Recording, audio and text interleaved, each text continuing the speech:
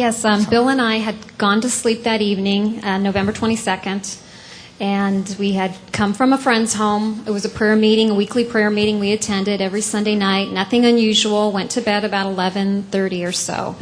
And I awoke. I was in my bed, and it was 3:23 in the morning when I woke up. And I do know that because the first thing I did when I heard screams coming from our living room is I saw the digital clock to my left, and I turned and I saw it was 3:23 in the morning. And I proceeded down our living room hallway, and I found my husband in a state that anyone who knows him would know he's completely out of character. He was traumatized, holding his hands to his temple and crying out in terror, saying, pray for me, the Lord has taken me to hell. So this is not like my husband's nature. As he says, he's conservative. Anyone who knows him, he's steady as he goes. That's his personality. And so I first, of course, was in shock, but at the same time I had relief that he wasn't having a medical emergency, and I proceeded to pray. And thankfully the Lord removed the terror from his mind after a time of praying, but he left the memory so Bill could share it with people. And one of the first things he asked for was a glass of water, and I got that for him, and then he calmed down and told me that evening what happened. And I'm going to let him take you on a journey right now. Thanks, gorgeous.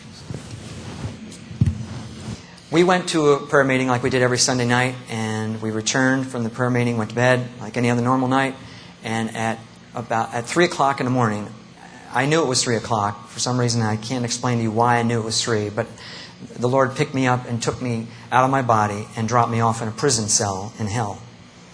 And there was no explanation at all until the return. And so I found myself in a prison cell, just like you would imagine a prison cell to be, with rough-hewn stone walls and bars on the doors. And it was light for only about a minute, so I could see to describe to you what I saw. And then it resumed its normal state of darkness. But the first thing I noticed in this cell was the heat, the tremendous heat. I wondered immediately, why am I alive in this heat? It was way far beyond the ability for my body to live, but yet I was alive. And it was terrible, horrible heat. I don't know what the temperature was, but it was way beyond, I should have died. And I noticed that I was lying on the floor, and I had absolutely no strength in my body, completely void of any kind of strength. I could barely move. I looked up, and I saw these two creatures in the cell. There were two of these creatures. Now, I didn't know what they were at first, and because I went there as an unsaved person would be. The Lord withheld it from my mind that I was a Christian.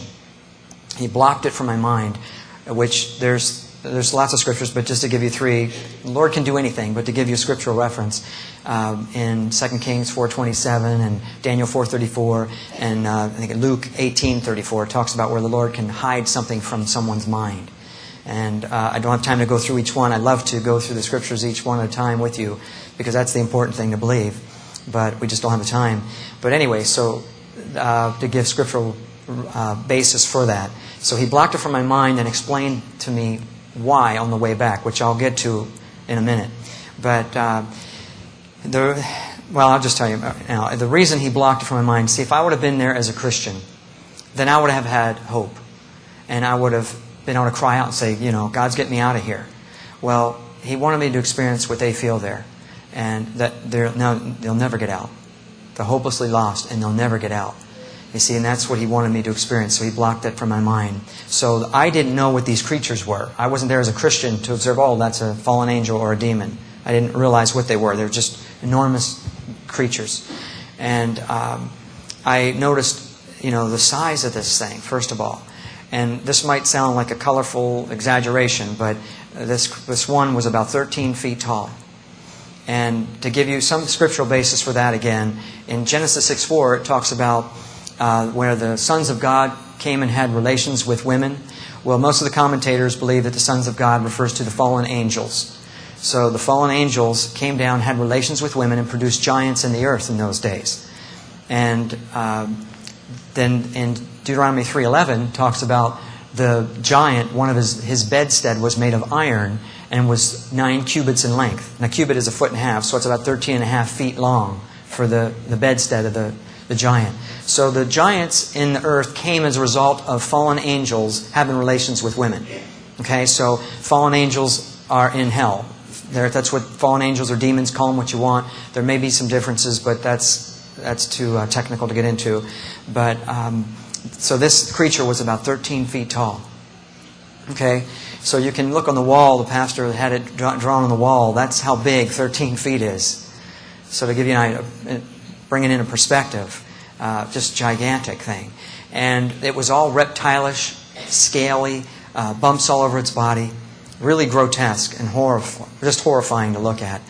We're going to see a video in a little bit. We put together a 3-minute video, Mary Kay Baxter and myself, who was another lady that had experienced hell.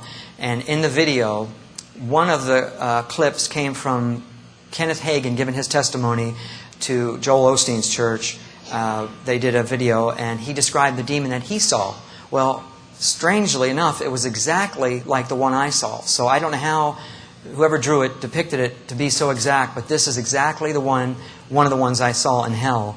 So it's from Kenneth Hagin's testimony, and that's where it came from. So I've been trying to show it to people to give them an idea. Tell them what you told me, that when you first saw this video, it just blew you away. He said, I went back and forth and looked at it 20, 30 times. And I told my wife, I can't believe that image on that video is the exact demon that I saw. And you said... Right, it was exactly. And it only shows him from about here up. I saw the whole body. So, this doesn't show the whole body, but I just was amazed. I kept playing it back thinking, how in the world they get it so exact? I wanted to contact Kenneth Hagin, but, I couldn't. So, anyway, I don't know how they got it so exact, but this really is a good representation of what they look like. Now, they're all different sizes, shapes, or small ones, which I'll talk about. But this particular one is huge, and it's ferocious. It's not just that it's big. It's ferocious, and it hates you.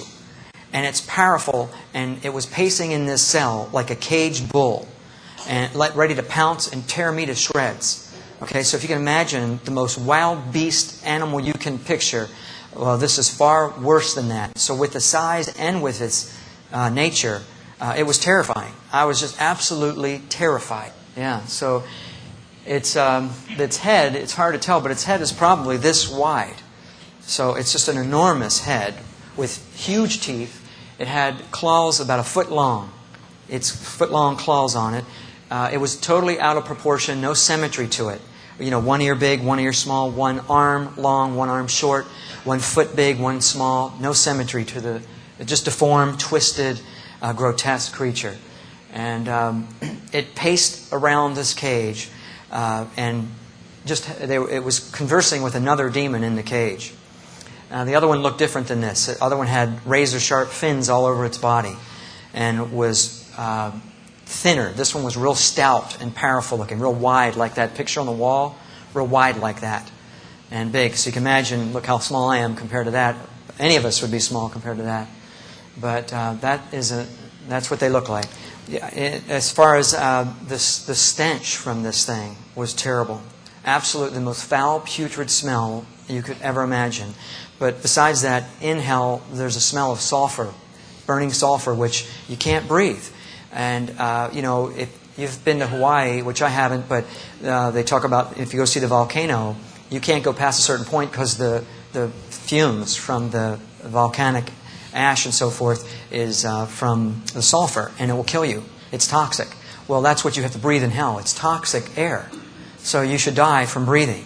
But yet you keep living. And you don't want to breathe because you feel it's going to kill me. I'm going to die any second. But again, you keep on going.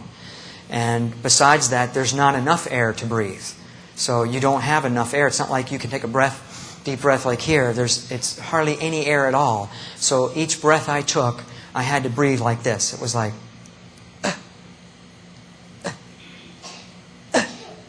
just like that. Barely could get any. So you're going to die any second from not enough air. But you keep going. So another one of these things you have to endure in hell.